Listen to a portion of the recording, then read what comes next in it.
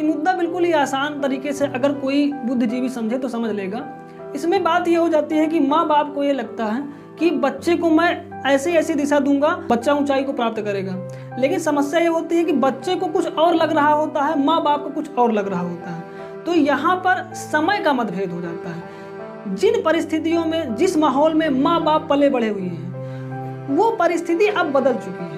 माँ बाप का समय कुछ और था, बच्चे का समय कुछ और है। सच्चाई तो यह है कि बच्चा एक 5 साल का है, जितना उसे आज का ज्ञान है शायद माँ बाप उसके आधे भी जानकारी को नहीं गेन करके रखे हैं ना।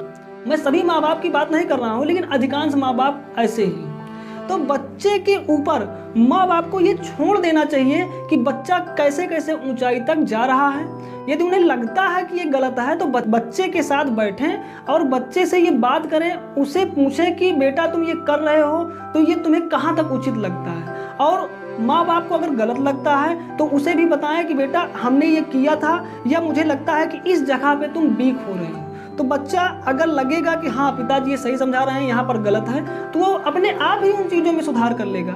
वरना आप पूरी तरह से उसके ऊपर छोड़ दें, गोल उसे बनाने दें। अगर वो हारेगा, गिरेगा, तो उसका निर्णय उसे स्वयं लेने दें, उसका पछतावा उसे होने दें। यदि आप पहले से ही उसको बीच में रोकना शुरू कर देते हैं, इसी जगह से ये कॉन्फ्लिक्ट शुरू हो जाता है। माता पिता और बच्चों के बीच तनाव हमेशा बना रहता है। माँ बाप अपनी चलाना शुरू कर देंगे बच्चों के ऊपर, तो बच्चा जवान है, उसका नया खून है, तो उबाल मारेगा ही।